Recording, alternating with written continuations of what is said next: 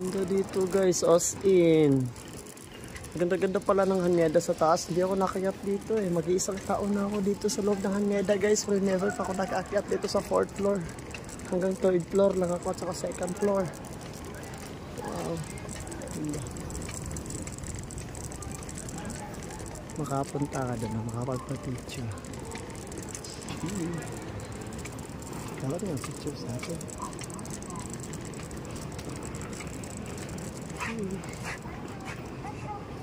Haneda guys.